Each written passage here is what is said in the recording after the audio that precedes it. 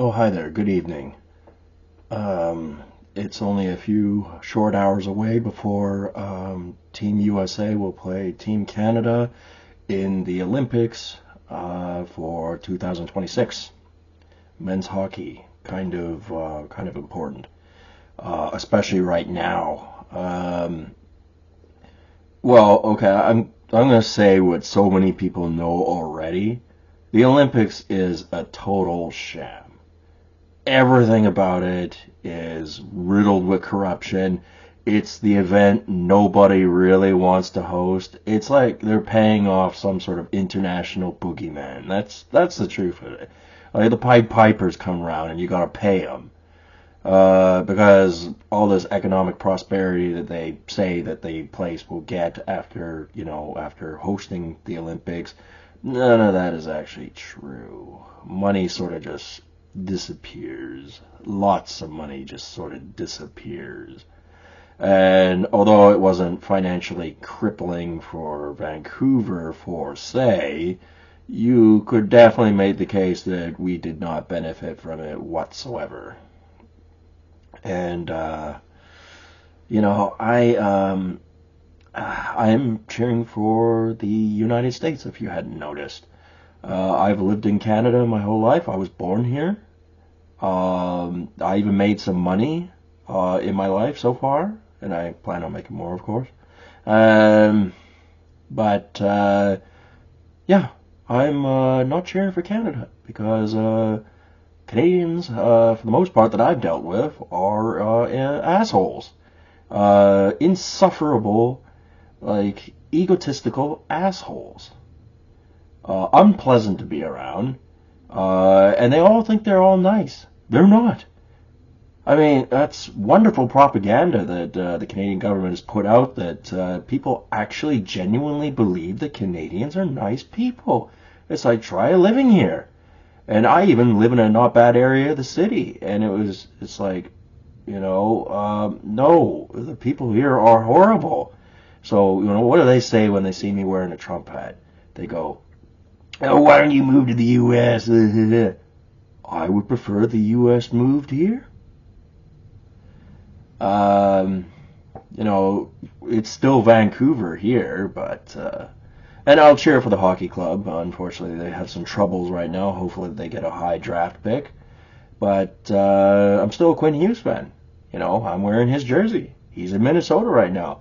He's on a team. I don't think they'll win the Stanley Cup, but maybe they could. There's a possibility there. To be honest with you, I think Colorado is going to take it this year, but we'll see. As far as the Olympics are concerned, yeah. What can I say about that corrupt bunch of bastards?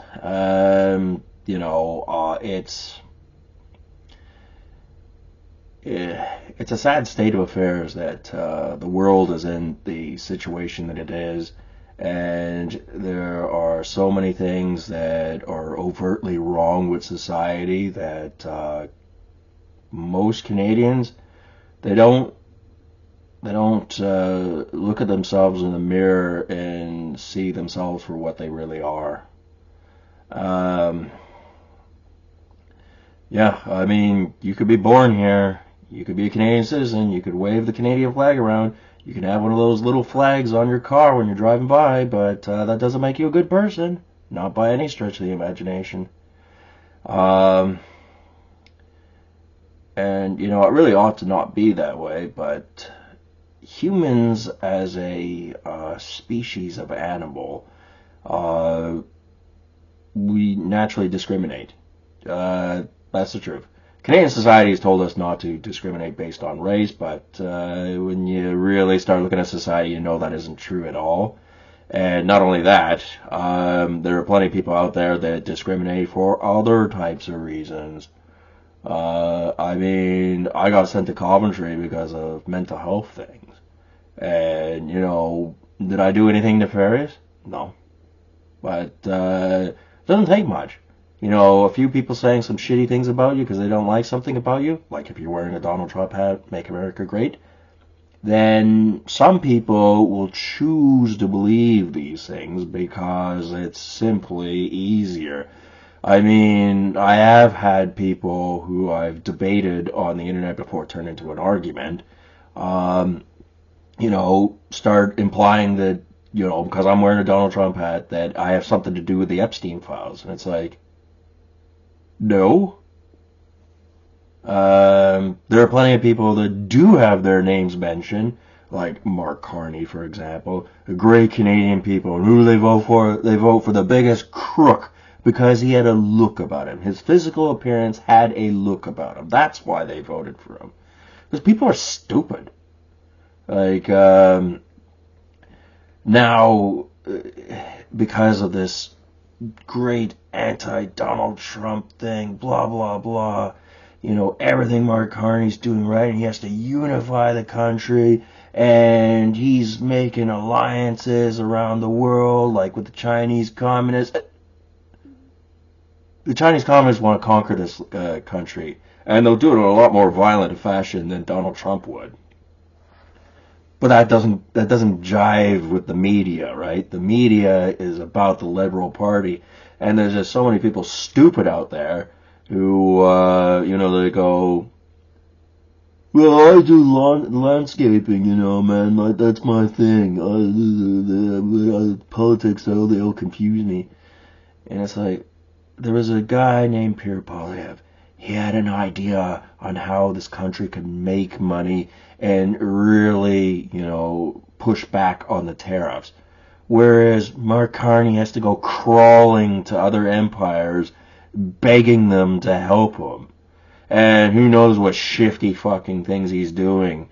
I mean, the fentanyl crisis, as well as the other things that are going on, he is probably allowing that on purpose into the country and probably pulling out some money for himself. That's probably what's happening. It's probably all dirty money as Mark Carney's, business affiliations. Nothing good will come of it. It's like the world just forgot about COVID. Completely forgot that it came from the Chinese Communist Party and they delivered it to people on purpose. And it's all because of our addiction to plastic, to cookingware, to televisions, to cars, to shoes, to clothing in general, and all these things that theoretically we could make over here. I mean, it wouldn't be good for the earth, so okay, we'll take that into consideration. But because we're bringing all these things in from China, we can't stop things like fentanyl from coming into the country. This is a fucking problem, okay? You take public transit. Touch one thing, touch your mouth, you could be dead. And then the local police will just go, oh, accidental, doesn't count. And then that's it. Kind of a shitty story if you ask me. Things could be a lot better. They should be a lot better. And Canadians, if you're waving a flag around, you are one ignorant piece of shit. I never wave a fucking Canadian flag in my life. Maybe the old Canadian ensign flag. Might do that. But not a Canadian flag. No. Not with all the hypocrisy this country has to offer. And it absolutely has everything to do with hockey. Hockey is a political statement into the world. Unfortunately, we don't want it to be. But it is. And it doesn't have to be like the NFL where everyone takes a knee or, the hockey sticks are taped in rainbow colors. It doesn't have to be that at all. It's simply being what it is a political statement. Team Canada versus Team USA, this is a very pivotal match. This will show, if Canada is able to pull it off, that it has the international backing to say that this is, it really can, fight the Americans, fight Donald Trump. But if they lose, then, which will make me happy, then, it really says how impudent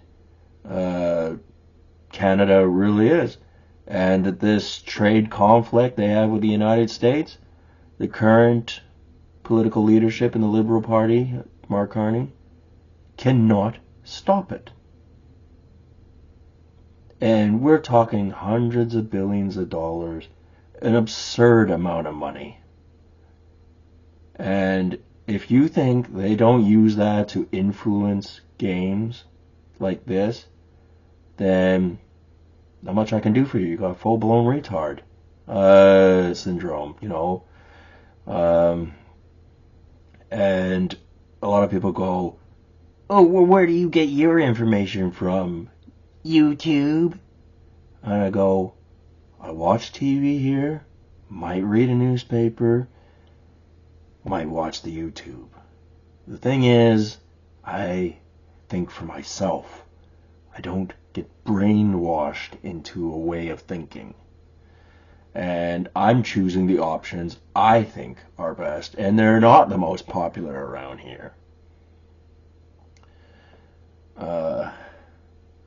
Never could stand being like anyone else anyways. I mean, I've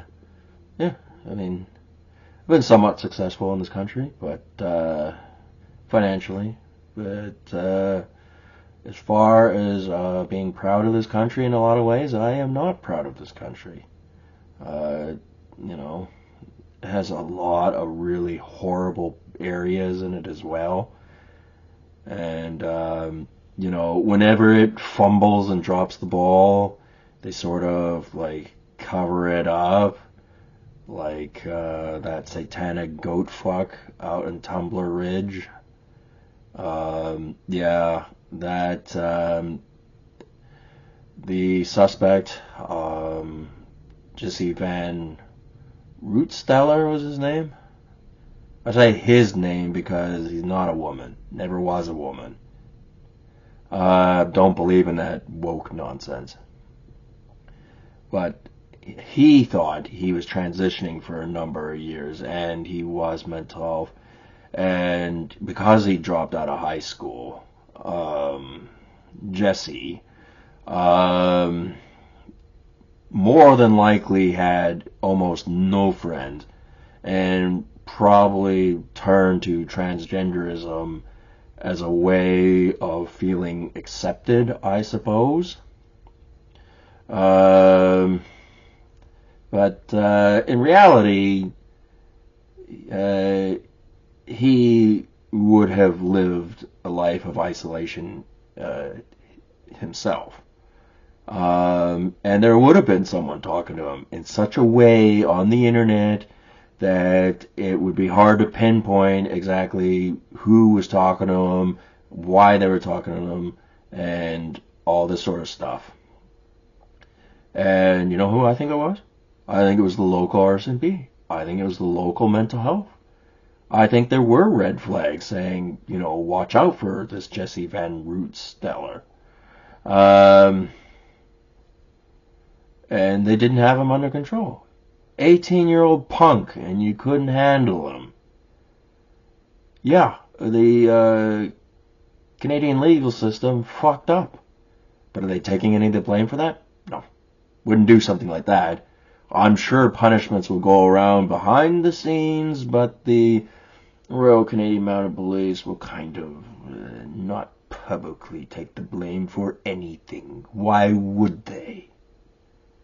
We can't lose faith in our authority figures, even when, what the hell is wrong with them? That was a very sad story.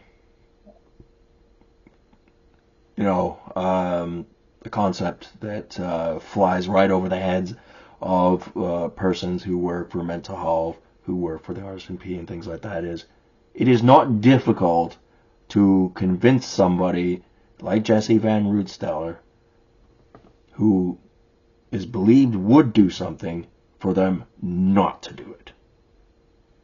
As I said, he was an 18-year-old punk.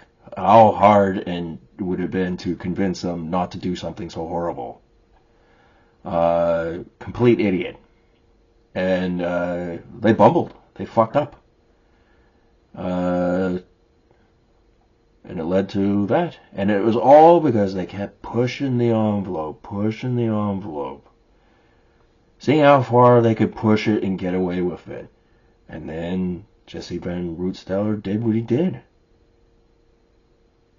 And yes, mental health system, RCMP, they are to blame. They're as much to blame as Jesse Van Rootsteller himself. So, it's things like that that go, I don't think Canada really is that great a place.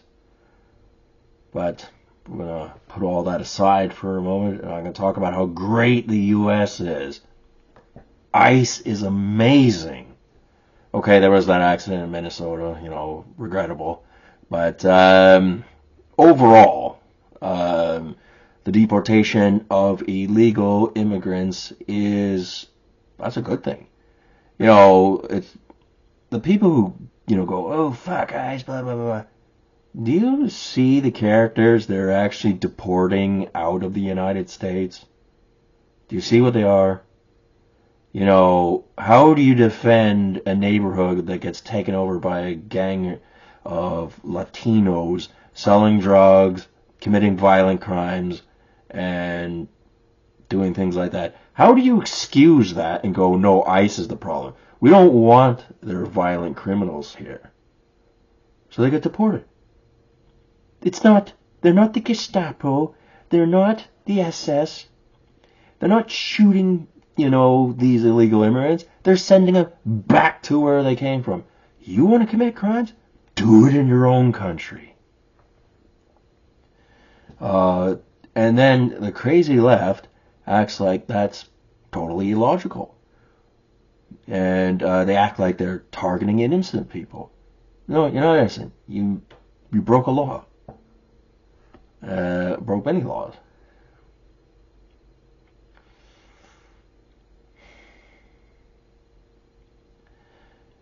Yeah, I don't know. So much to think about. But I can't stand this two-dimensional way of looking at it. For me, it's just not interesting. I look at your average Canadian hockey fan, and you mention someone like Connor McDavid or something like that, and it reminds me of that scene from The Mummy with Brendan Fraser where he says, no, not what he says, well, Imhotep, who's the antagonist in that movie, he breathes all these flies on all these Egyptians, and then the next thing is the Egyptians become his slaves, and all they can do is repeat his name and follow his orders. So they're going, Imhotep, Imhotep, Imhotep. That's the same kind of thing when it comes to hockey fans. The media just splurs out some shit, and everyone goes, it must be Connor McDavid. I've had people go, we got to swap out that Canucks jersey for an Oilers one. I was like, I'm not cheering for Edmonton. I'm not cheering for Connor McDavid. Edmonton's never done anything for Vancouver. And, I dislike hockey players that get stroked. Any hockey player that gets stroked too much, which is what the NHL is doing, which is what Canada's doing too much with Connor McDavid, that it causes me to not like that character.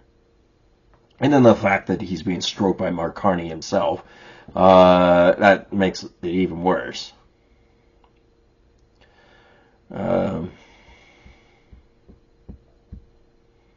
Yeah.